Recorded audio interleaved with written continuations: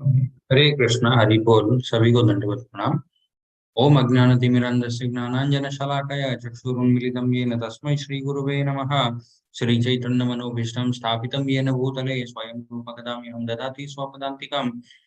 वन्देऽहं श्रीगुरु श्रीयुतपदकमलं श्रीगुरुन् वैष्णवांश श्रीरूपं साग्रजातं सहगणरघुनाथान्वितं तं सजीवं साद्वैतं सावधूतं परिजनसहितं सहितं कृष्णचैतन्यदेवं श्रीराधाकृष्णपादान् सहगण ललिता श्रीविशाखान्वितां हे कृष्ण करुणा सिंधु दीनबंधु जगतपते गोपीश गोपिका कांत राधा कांत नमस्तुते तप्त कांचन गौरांगी राधे वृंदावनेश्वरी वृषभानुसुते देवी प्रणमामि हरिप्रिये वाञ्छाकल्पतरुभ्यश्च कृपा सिन्धुभ्यैव च पतितानां पावनेभ्यो वैष्णवेभ्यो नमो नमः। नमो ओम विष्णुपादाय कृष्णप्रेष्ठाय भूतले श्रीमते भक्तिवेदांत स्वामी नामिने नमस्ते सरस्वती देवी गौरवाणी प्रचारिणे विशेष शून्यवादी पाश्चात्य देशधारिणे जय श्री कृष्ण चैतन्य प्रभु नित्यानंद श्री अद्वैत गदाधर श्रीवासादि गौर भक्त वृंद हरे कृष्णा कृष्णा कृष्णा हरे हरे हरे राम राम राम हरे हरे।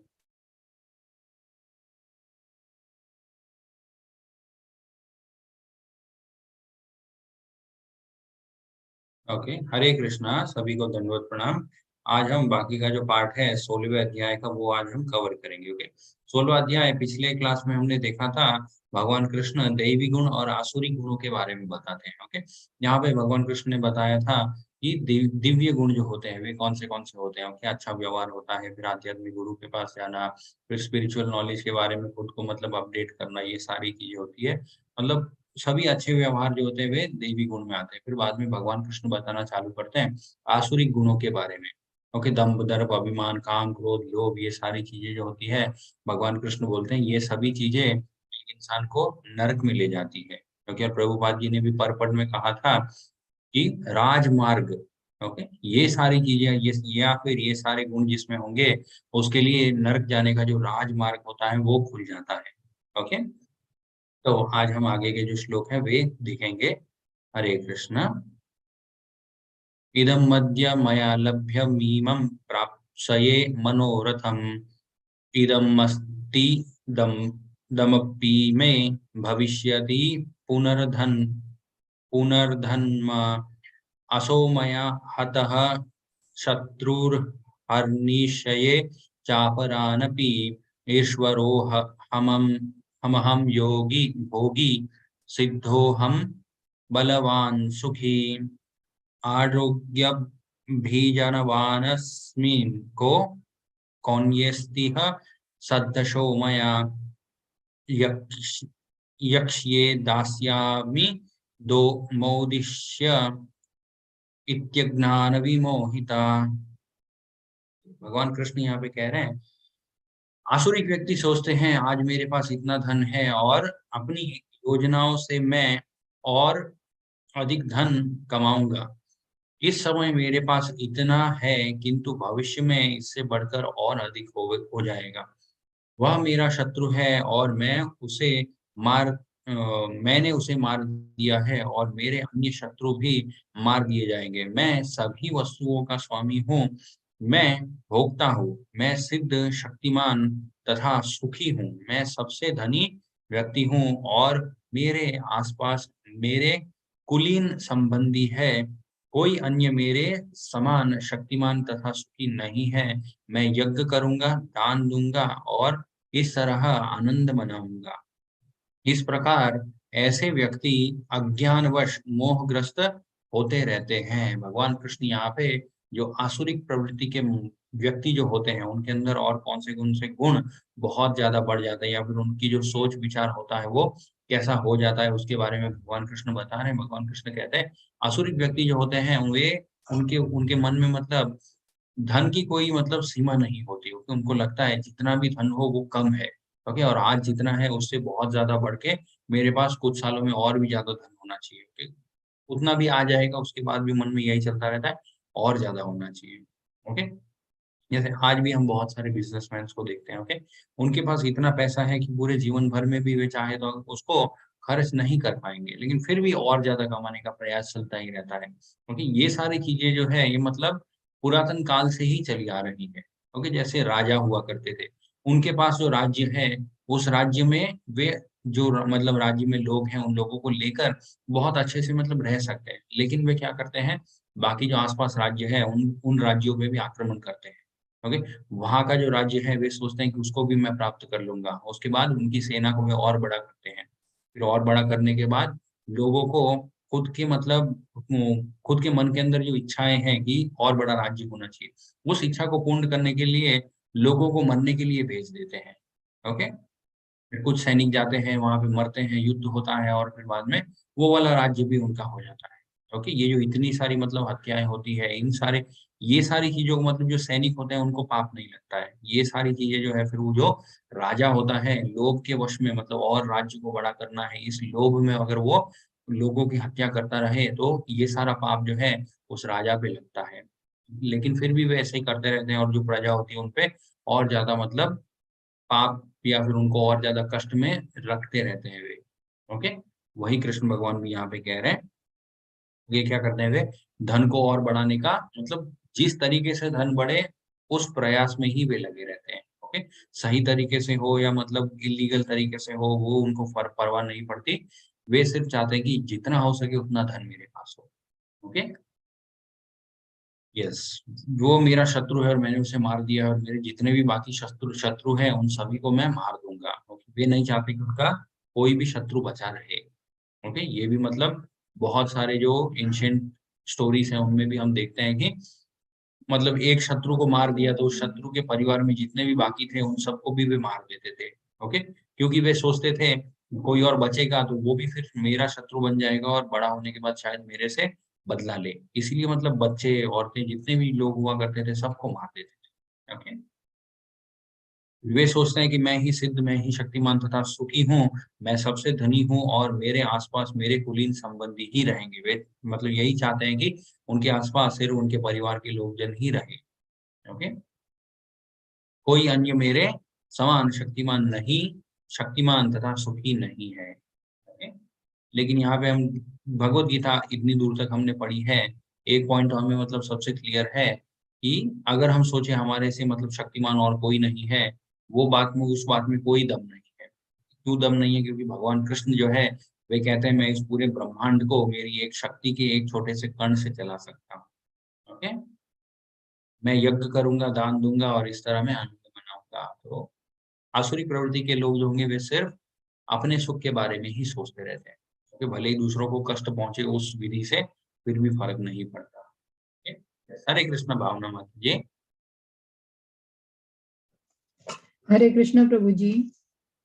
अनेक चित्त विभ्रांता मोहजाल समावृताः प्रसक्ता काम भोगेषु पतन्ति नरकेषु च। इस प्रकार अनेक चिंताओं से उद्विग्न होकर तथा मोह जाल में बंधकर वे इंद्रिय भोग में अत्यधिक आसक्त हो जाते हैं और नरक में गिरते हैं। हरे कृष्ण प्रभु जी। हरे कृष्णा, यस, भले ही मतलब अवैध ढंग से इस जीवन में बहुत सारा धन इकट्ठा कर लिया और बहुत सारा मतलब आनंद कर लिया। ओके? जितना हो सके उतना मतलब इंद्रिय भोग के विषय में खुद को लिप्त कर दिया, सभी चीज़ों का मतलब आनंद ले लिया जीवन में। लेकिन उसके बाद क्या होगा? भगवान कृष्ण बोलते हैं ऐसा सब करने के बाद क्या होता है? वे नरक में गिर जाते हैं। ओके? यहाँ पे प्रभुपाद जी भी तात्पर्य में कहते हैं, आसुरिक व्यक्ति धन अर्जित करने की इच्छा की कोई सीमा नहीं जानता। आसुरिक प्रवृत्ति के व्यक्ति जो होते हैं, धन कितना होना चाहिए उसकी कोई सीमा वे नहीं जानते हैं। उनको लगता है कि पृथ्वी पे जितना धन है, पूरा का पूरा मेरे पास होना चाहिए। ओके? इसकी इच्छा असीम बनी रहती है। वह केवल यही सोचता रहता है कि उसके पास इस समय कितनी संपत्ति है और ऐसी योजना बनाता है कि संपत्ति का संग्रह बढ़ता ही जाए। लेकिन कुछ लोग होते हैं इस ये जो लोभ होता है कि मतलब संपत्ति बढ़ती ही जाए, इस चक्कर में जितना हाथ में होता है उतना भी गँवा बैठते हैं। क्योंकि ये भी हम देखते हैं बहुत सारा जो अलग-अलग प्रकार के स्कैम होते हैं, तो उनमें भी ये स्कैम जो सारी चीज़ें होती है इसमें क्या होता है इंस्टेंट प्रॉफिट मतलब एक इंसान को दिखाया जाता है। ओके? तो मतलब बाकी कहीं पे अगर आप सही तरीके से पैसा इन्वेस्ट करोगे तो कम इंटरेस्ट मिलेगा, लेकिन यहाँ पे अगर दोगे तो ज़्यादा मिलेगा। ये लोभ दिखाने के बाद उनको उसमें फँसा के जो भी हाथ में था वो भी चला जाता है। ओके? आगे भगवान कृष्ण कहते हैं, आत्मसंभावितः सत्वधा धनमान मदान्वितः यजन्ते नाम यज्ञेस्ते दम्भेनाविधि पूर्वकम्।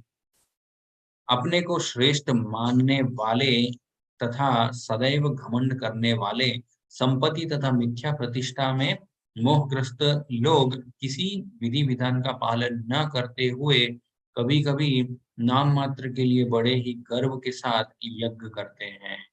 ओके? इसका सबसे अच्छा उदाहरण हम देख सकते हैं, लेवल 1 में भी हमने देखा होगा दक्ष प्रजापति का। ओके? दक्ष प्रजापति जो थे वे भगवान शंकर के फादर इन लॉ थे, ओके, ससुर जी। लेकिन वे भगवान शंकर को पसंद नहीं करते थे, इसीलिए उन्होंने एक बार यज्ञ किया सिर्फ भगवान शंकर को इग्नोर करने के लिए, क्योंकि उन्होंने यज्ञ करवाया और जितने भी देवी देवता थे सबको आमंत्रित किया, लेकिन भगवान शंकर को आमंत्रित नहीं किया। लेकिन भगवान शंकर को कुछ फर्क नहीं पड़ा, उनको लगा कि ना भी बुलाए तो भी क्या फर्क पड़ता है, ओके। लेकिन माता सती जो थे उनको लगा कि नहीं, इतना बड़ा आयोजन है, मुझे जाना चाहिए वहाँ पे। लेकिन जाने के बाद भगवान शंकर के बारे में बहुत सारे अपशब्द बोले गए वहाँ पे, दक्ष प्रजापति ने ही बोले थे। तो बाद में माता सती जो है उन उन वचनों को या फिर उन बातों को सहन ना करते हुए यज्ञ कुंड जो था उसमें ही अपनी देह की आहुति दे दी थी। ओके? फिर बाद में उस देह को लेकर भगवान शंकर जो है पूरे ब्रह्मांड में भ्रमण करने लगे थे। और फिर बाद में भगवान विष्णु ने सुदर्शन चक्र से उस देह के बहुत सारे टुकड़े कर दिए थे। तो जहाँ-जहाँ पे अलग-अलग अंग गिरे थे, आज भी हम उन जगहों को मतलब शक्तिपीठ बोलते हैं। ओके? यस। हरे कृष्णा माता जी।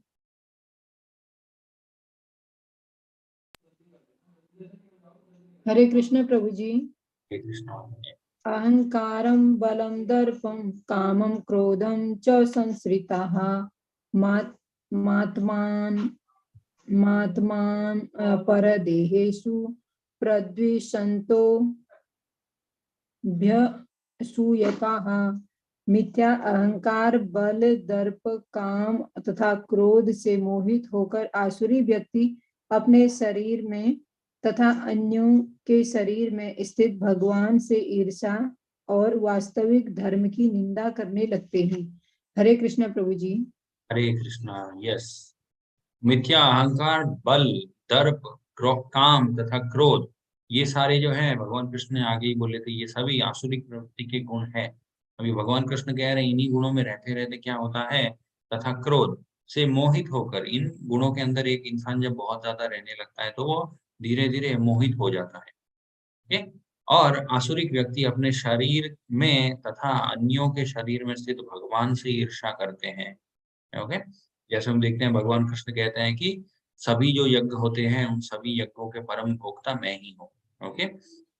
तो ये जो मतलब भगवान कृष्ण बार-बार भगवत गीता में कहते हैं कि परम भोक्ता मैं ही हूँ, कि मेरे अलावा और मतलब कोई भी भोक्ता नहीं है। जितने भी यज्ञ हो, जितने भी पूजा-पाठ हो, देवी-देवताओं की भी अगर हम पूजा करें, तो वो इनडायरेक्टली भगवान कृष्ण की ही पूजा हो रही है। ओके? क्योंकि देवी-देवता भी उस पूजा को भगवान कृष्ण को ही जाके अर्पित करते हैं, उसके बाद में वे उसका लाभ लेते हैं। ओके?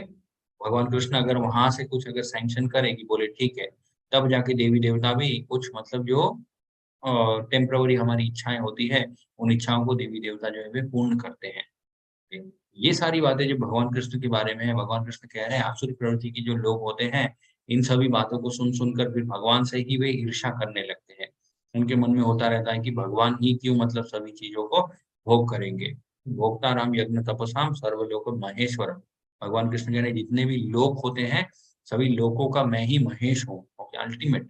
लेकिन आसुरी प्रवृत्ति के लोग जो हैं वे सोचते हैं सभी चीज़ों को भगवान ही क्यों ओन करेंगे? क्योंकि सभी चीज़ों की मतलब आनंद जो है भगवान अकेले क्यों लेंगे? ऐसे उनके अंदर विचार आने लगते हैं, ओके?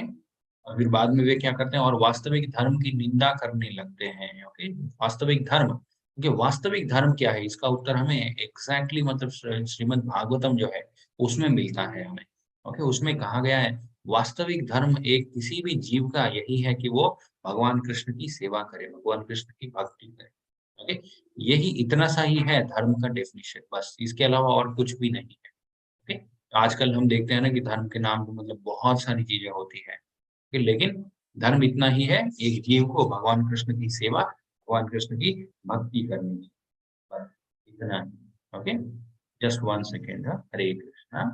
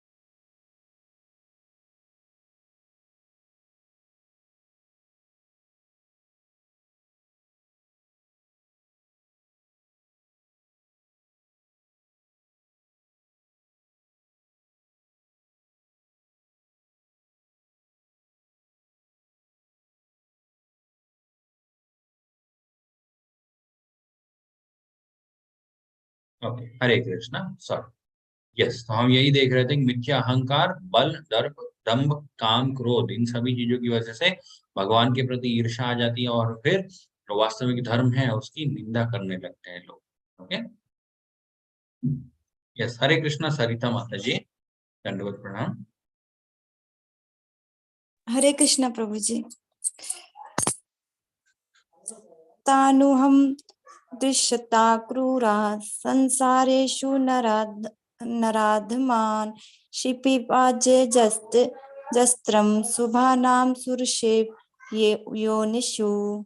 जो लोग ईर्ष्यालु तथा क्रूर हैं और नराधम हैं, उन्हें मैं निरंतर विभिन्न आसुरी योनियों में भवसागर में डालता रहता हूँ। हरे कृष्ण प्रभु जी। हरे कृष्णा। यस, भगवान कृष्ण कह रहे हैं जो लोग ईर्ष्यालु तथा क्रूर हैं और नराधम है, क्योंकि नराधम मतलब नरों में सबसे अधम, अधम मतलब सबसे डिग्रेडेड। ओके, उन्हें मैं निरंतर विभिन्न आसुरी योनियों में और भवसागर में डालता रहता हूँ। एक तरीके से भगवान कृष्ण जो है, जिस भाव में वे रहना चाहते हैं उसी भाव में उनको और भी मतलब जो निम्न योनियां होती है या फिर जो निम्न लोक होते हैं, वहां पे फिर उनको बार बार भगवान कृष्ण जो है डालते रहते हैं।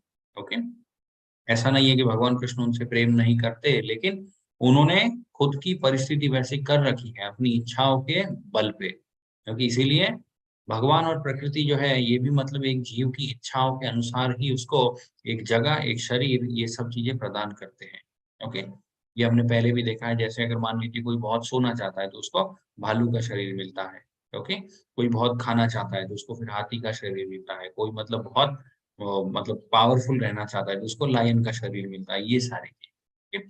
और कोई अगर भगवान कृष्ण का भक्त बने रहना चाहता है तो उसकी उसका जन्म, फिर उसको शरीर, ये सभी चीजें भी मतलब ऐसे ही भगवान कृष्ण व्यवस्था करके देंगे कि वो उन्हीं चीजों में लगा रहे। ओके, यस, प्रभुपा जी कह रहे हैं इस श्लोक में स्पष्ट इंगित हुआ है कि किसी जीव को किसी विशेष शरीर में रखने का परमेश्वर को विशेष अधिकार प्राप्त है। ओके, भगवान Krishna he has the ultimate authority, किसको किस शरीर में रखना है ये अधिकार भगवान कृष्ण के पास है। ओके, लेकिन लोग कभी-कभी क्या सोचते हैं भगवान कृष्ण हमें कष्ट दे रहे हैं। ओके, भगवान कृष्ण कष्ट नहीं देते हैं, भगवान कृष्ण सिर्फ हमारी इच्छाओं के अनुसार हमें शरीर प्रदान करते हैं। लेकिन हमें ये ध्यान में रखना चाहिए कि हर एक शरीर के साथ-साथ कुछ न कुछ कष्ट भी साथ में आएँगे। ओके, अगर हम इस भौतिक संसार में हैं तो। ओके, आसुरी लोग भले ही भगवान की श्रेष्ठता को न स्वीकार करें और वे अपनी निजी सनकों के अनुसार कर्म करें, लेकिन उनका अलग जन्म भगवान के निर्णय पर निर्भर करेगा। उन पर नहीं। यस, ये वाला बहुत ब्यूटीफुल पॉइंट है। ओके, ये पॉइंट भी भगवान भगवान कृष्ण के बारे में प्रभुपाद जी बहुत बार कहते थे कि अगर आप भगवान में विश्वास नहीं कर रहे हो, इसका मतलब ये नहीं है कि भगवान ने जो नियम बनाए हैं वे नियम आप पे लागू नहीं होंगे। क्योंकि लोग यही सोचते हैं कि हम भगवान में नहीं मानेंगे तो हम मतलब बच जाएंगे, ऐसा नहीं है। ओके, जैसे जिस देश में हम रहते हैं, ओके, उस देश का जो कानून बनाया गया है, माने मतलब हम उस कानून को माने या ना माने उस पे निर्भर नहीं करता है। ओके, कोई मान लीजिए हम पाप करें और फिर बोले कि मैं उस कानून में तो मानता ही नहीं हूँ, तो मुझे उसकी सजा क्यों मिलेगी? ऐसा नहीं है। आप मानो या ना मानो, रूल जो है सभी के ऊपर एप्लीकेबल होते हैं। ओके? हरे कृष्णा अंजू माता जी, दंडवत प्रणाम। हरे कृष्ण प्रभु जी, दंडवत प्रणाम। असुरी असुरीम योनिम आपत्रा मूढ़ा जन्मनि जन्मनि माम प्रापयेव कौन्तेय ततो यान्तत यद्धमा गतिम। हे कुंती पुत्र, ऐसे व्यक्ति असुरी योनि में बारंबार जन्म ग्रहण करते हुए कभी भी मुझ तक पहुंच नहीं पाते। वे धीरे धीरे अत्यंत अधम गति को प्राप्त होते हैं। हरे कृष्ण प्रभु जी। हरे कृष्णा। यस, भगवान कृष्ण यहाँ पे कह रहे हैं, हे कुंती पुत्र, ऐसे व्यक्ति असुरी योनियों में बारंबार जन्म ग्रहण करते हुए कभी भी मुझ तक नहीं पहुंच पाते, क्योंकि वे धीरे धीरे अत्यंत अधम गति को प्राप्त करते हैं। मतलब नीचे गिरते गिरते मतलब और भी ज्यादा नीचे गिरते ही चले जाते हैं वैसे लोग। ठीक है? अभी प्रश्न ये उठ सकता है कि मतलब तो फिर उन लोगों का उद्धार कैसे होगा? उन लोगों का भी उद्धार हो सकता है। कैसे हो सकता है? गलती से भी अगर उन्होंने भगवान कृष्ण के या फिर कोई भी भक्ति के कार्य में कुछ योगदान कर दिया, okay, by even by mistake, गलती से भी अगर कुछ कर दे, तो भी भगवान कृष्ण उसको कंसिडर कर लेते हैं। ओके, यहाँ पे हम देख सकते हैं भगवान कृष्ण एक्चुअली कितने कृपालु है।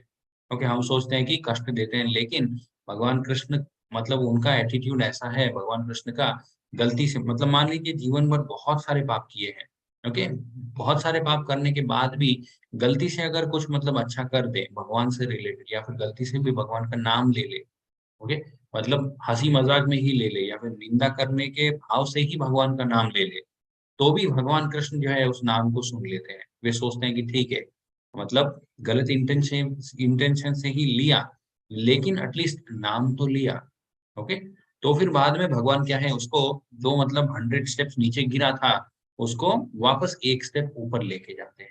उनको फिर से उसको एक मतलब चांस देते हैं कि ठीक है, तुम्हारा उद्धार हो सकता है, क्योंकि गलती से भी एटलीस्ट तुमने नाम लिया है। ओके, हरे कृष्ण भावना माता जी।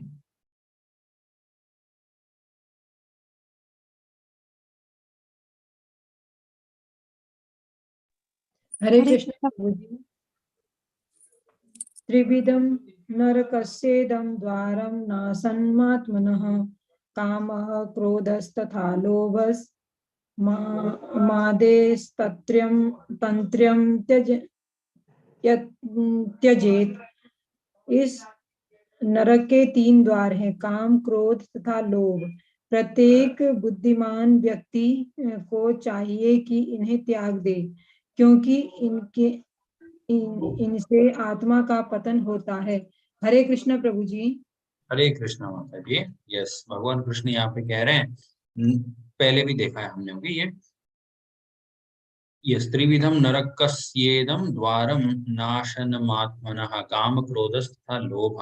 ओके, काम, क्रोध और लोभ। Okay, these are the 3 gateways to hell. Okay, ये 3 जो मतलब भाव रहते हैं हमारे अंदर, इन 3 भावों को हमें प्रयास यही करना चाहिए कि मतलब एकदम जीरो हो जाए। ओके, इजी तो नहीं है, क्योंकि क्रोध जो होता है, ओके, काम और लोभ, भले ही काम और लोभ जो होता है वो मतलब उतना मतलब नहीं होता है लोगों के अंदर, ओके, कुछ लोगों में ज्यादा होता है, लेकिन ये 2 जो गुण होते हैं ये ऑन एन एवरेज अगर हम देखें तो बहुत कम रहता है। ओके, काम और लोभ। यस, काम और लोभ।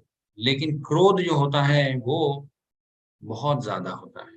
ओके, स्पेशली कलयुग के जो जीव होते हैं, उन जीवों में क्रोध जो होता है वो बहुत ज्यादा होता है। ओके, कुछ भी मतलब छोटी सी चीज हो जाए, मतलब सोच रहे हैं कि ऐसा होना चाहिए, वैसा ना हो, मतलब तुरंत क्रोध बहुत जल्दी आ जाता है। ओके? और इस मतलब प्रॉब्लम से, इस प्रॉब्लम का उपाय क्या है? इस प्रॉब्लम का उपाय है भगवान कृष्ण के ऊपर, मतलब भगवान कृष्ण का जो महामंत्र है, उस महामंत्र के ऊपर हमें निरंतर ध्यान करना चाहिए। ओके? और भगवान कृष्ण जितनी भी चीजें मतलब भगवत गीता में सिखाते हैं, भगवान कृष्ण क्या कहते हैं कि ये जो संसार है, यहाँ पे जो हम हैं, इसको कहते हैं दुःखालयम् अशाश्वतम्। ओके? यहाँ पे दुःख मिलेगा ही। इन चीजों को अगर हम मतलब मान ले कि यस भगवान कृष्ण बोल रहे हैं और यहाँ पे ऐसी चीजें होती ही है, क्योंकि तब क्या होगा, परिस्थिति मतलब हमारे हिसाब से ना चले तो भी मतलब हमारे मन के अंदर गुस्सा नहीं आएगा। क्योंकि हमें हमें ये चीज याद रहेगी कि भगवान कृष्ण तो बोल ही रहे हैं कि ये दुःखालयम है, यहाँ पे दुःख मिलेगा ही। तो क्रोध हम कितना करेंगे? क्रोध कर करके हम परिस्थिति को बदलने का कितना भी प्रयास करें, परिस्थिति नहीं बदलने वाली है। ओके? और फिर आगे भगवान कृष्ण ये भी कहते थे अर्जुन को, स्थितिक्षस्व भारत। ओके? हे अर्जुन, तुम एक मतलब सारी चीजों को सहन करना सीखो यहाँ पे। ओके? सहनशील जो होगा उसके अंदर क्रोध सबसे कम होता है। ओके? ये मतलब जैसे कहते हैं ना कि इनवर्सली प्रोपोर्शनल, मैथमेटिक्स में कहते हैं या फिर फिजिक्स में कहते हैं। तो ये जो क्रोध और सहनशीलता, ये दोनों चीजें भी मतलब इनवर्सली प्रोपोर्शनल है। जो जितना ज्यादा सहनशील रहेगा उतना ही वो कम क्रोधित होता है। ओके? और जो जितना ज्यादा क्रोधित होता है उसके अंदर सहन शक्ति बहुत कम रहती है। ओके? एंड यस, काम और लोभ, इन दोनों चीजों को भी हमें प्रयास करना चाहिए कि ये चीजें ना रहे हमारे अंदर। ओके? और सभी चीजों का उपाय एक ही है, भगवान कृष्ण के ऊपर ध्यान करना। भगवान कृष्ण का जो महामंत्र है उसके ऊपर हमें निरंतर ध्यान करना चाहिए, उस महामंत्र का जाप हमें निरंतर करते रहना चाहिए। ओके? प्रत्येक बुद्धिमान व्यक्ति को चाहिए कि इन्हें त्याग दे, क्योंकि इससे आत्मा का पतन होता है।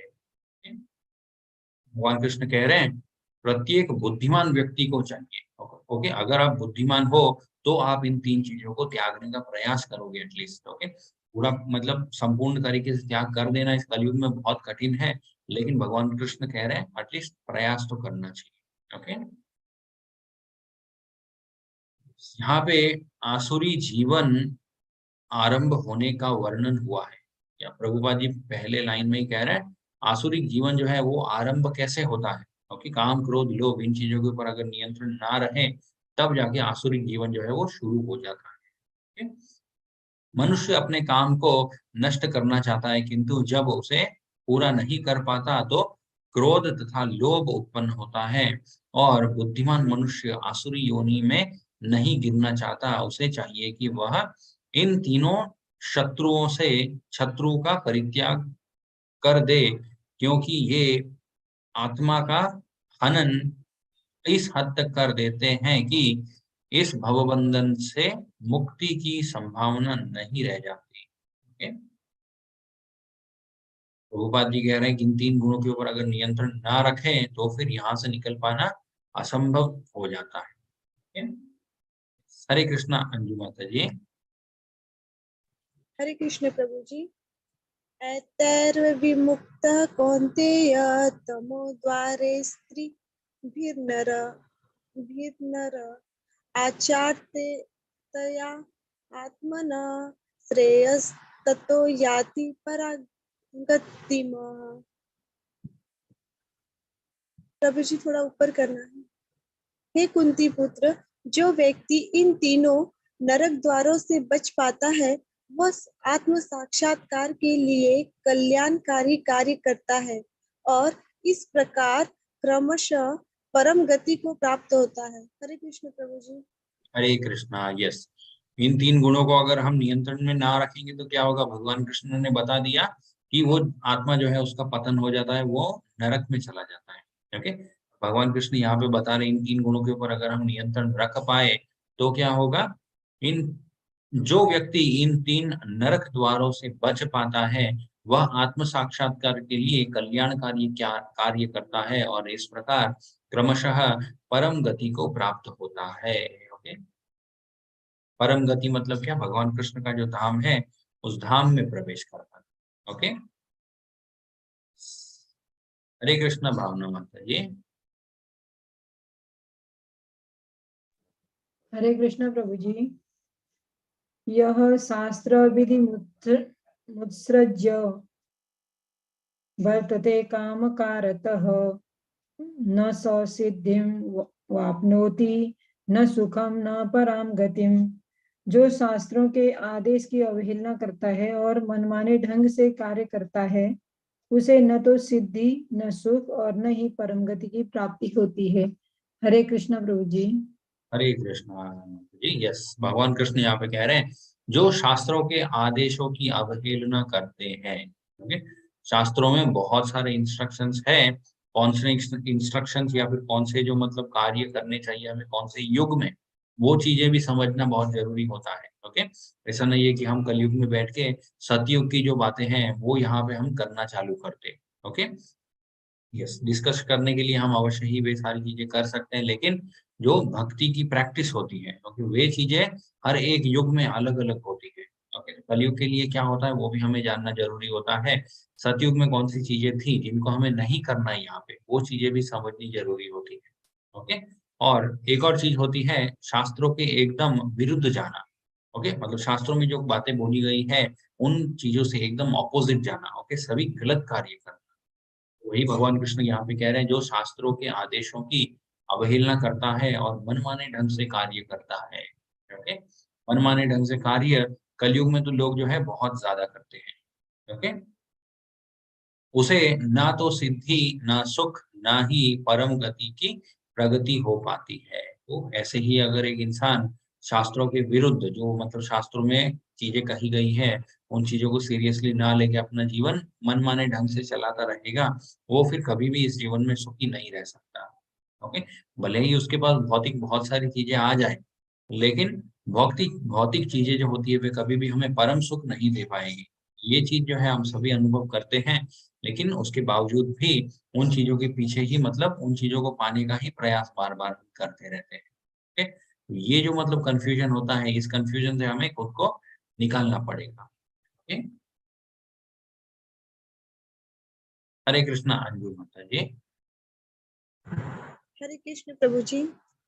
तस्मात् शास्त्रम प्रमाणम ते कार्य अकार्य व्यवस्थितो ज्ञात्वा शास्त्र विधान उत्तम कर्म कर्तुम इह अर्हिसि। अतएव मनुष्य को यह जानना चाहिए कि शास्त्रों के विधान के अनुसार क्या कर्तव्य है और क्या अकर्तव्य है। उसे ऐसे विधि विधानों को जानकर कर्म करना चाहिए जिससे वह क्रमशः ऊपर उठ सके। हरे कृष्ण प्रभु जी। हरे कृष्णा। यस, नीचे गिरने के बहुत सारे तरीके भगवान कृष्ण ने बता दिए। अपने मनमाने ढंग से अगर चीजें करते रहोगे, काम क्रोध लोभ के ऊपर अगर कोई नियंत्रण नहीं रहेगा, तो ये सारी चीजों से नीचे गिर जाओगे। ओके, अभी नीचे ना गिरने के लिए क्या क्या करना चाहिए उसके बारे में भी भगवान कृष्ण बता रहे। भगवान कृष्ण कह रहे हैं अतएव मनुष्य को यह जानना चाहिए कि शास्त्रों के विधि विधान के अनुसार क्या कर्तव्य है। Okay, according to the scripture, ये जो शास्त्र है हमारे, इन शास्त्रों के हिसाब से हमारे क्या कर्तव्य होते हैं, उन चीजों को हमें समझना चाहिए। ओके, और कलयुग में हमारा क्या कर्तव्य होता है, एक ही कर्तव्य है, भगवान कृष्ण का जो महामंत्र है उसका निरंतर जाप करना। ओके, और क्या अकर्तव्य है, कौन सी चीजें हमें नहीं करनी चाहिए। ओके, यस, कौन सी चीजें नहीं करनी चाहिए, उसमें दो प्रकार की चीजें हो सकती है, जैसे तो पहले भी हमने डिस्कस किया था। बाकी जो युग होते हैं उन युगों में जो भक्ति भाव के जो मतलब भगवत प्राप्ति के जो तरीके होते हैं, वे अगर हम कलयुग में ना भी करें तो उससे हमारा ही समय बचेगा। ओके, क्योंकि सतयुग की जो तपस्याएं होती है वे हम कलयुग में कभी भी मतलब उसको कंप्लीट नहीं कर पाएंगे। ओके, एक और चीज होती है जो अकर्तव्य है, वो होते हैं एकदम मतलब विकर्म। ओके, जो कर्म योग अध्याय हमने देखा था वहां पे हमने सीखा था विकर्म। विकर्म मतलब नेगेटिव एक्टिविटीज। ओके, चोरी करना, किसी को मतलब हानि पहुंचाना, ठेस पहुंचाना, ये सारी चीजें जो होती है अनलॉफुल एक्टिविटीज, ओके, वे होते हैं अकर्तव्य। उनके बारे में भी शास्त्रों में एक मतलब स्पष्ट तरीके से वर्णन है कि ये कार्य भी नहीं करने चाहिए एक जीव को। ओके, उसे ऐसे विधि विधानों को जानकर कर्म करना चाहिए जिससे वह क्रमशः ऊपर उठ सके। ओके, तो ऐसे ही इस तरीके से अपना जीवन उसको शुद्ध करना चाहिए जिससे वो ऊपर उठ सके। ओके, जैसा कि 15वें अध्याय में कहा जा चुका है वेदों के सारे विधि विधान कृष्ण को जानने के लिए ही है। ओके, ये वाला पॉइंट जो है ये भी बहुत इंपॉर्टेंट पॉइंट है। ओके, वेद, उसके बाद भगवत गीता, श्रीमद् भागवतम, जितने भी उपनिषद है, सभी चीजों को मतलब सभी चीजों का उद्देश्य एक ही है, भगवान कृष्ण को जानना।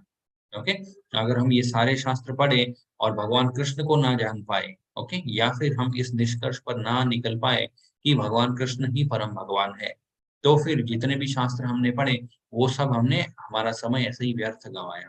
ओके, यदि कोई भगवत गीता से कृष्ण को जान लेता है और भक्ति में प्रवृत्त होकर कृष्ण भावनामृत को प्राप्त होता है, तो वह वैदिक साहित्य द्वारा प्रदत्त ज्ञान की चरम सिद्धि तक पहुंच जाता है।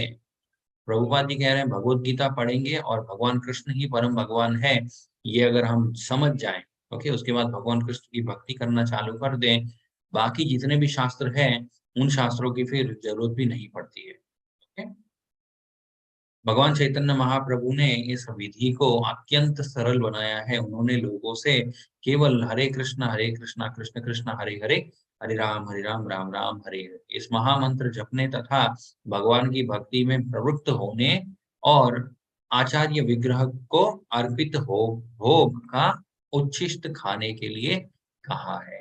ओके, कलयुग के लिए इंस्ट्रक्शंस ये इतने ही है।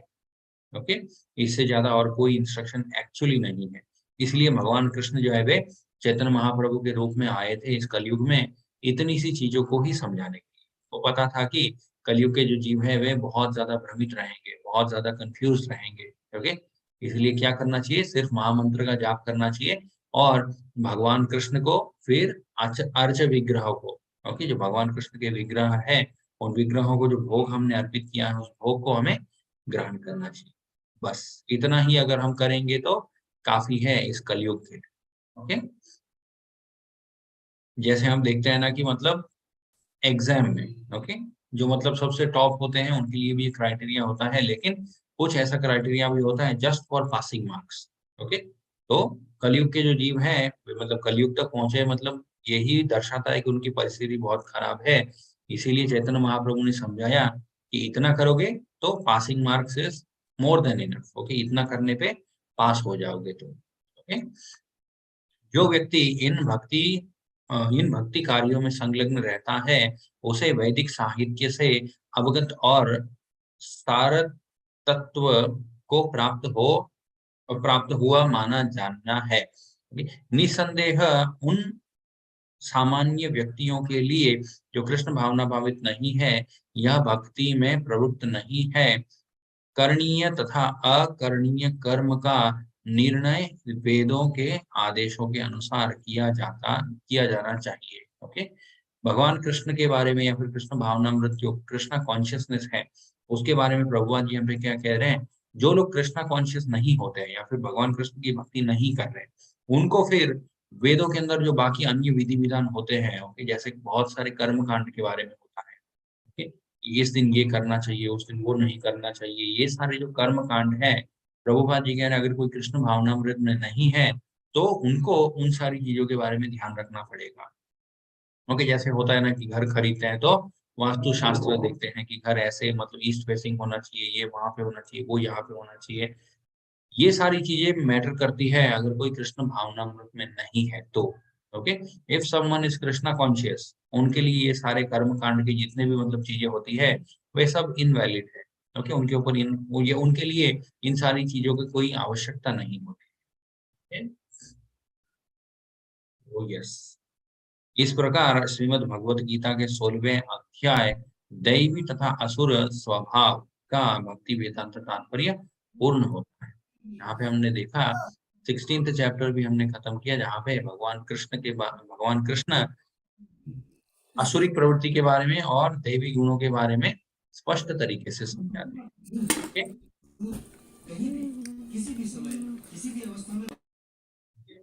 हरे कृष्णा, हरि बोल। वाञ्छाकल्पतरुभ्यश्च कृपा सिन्धुभ्येव च पतितानां पावनेभ्यो वैष्णवेभ्यो नमः। अनंत कोटि वैष्णववृंद की जय। श्रील प्रभुपाद।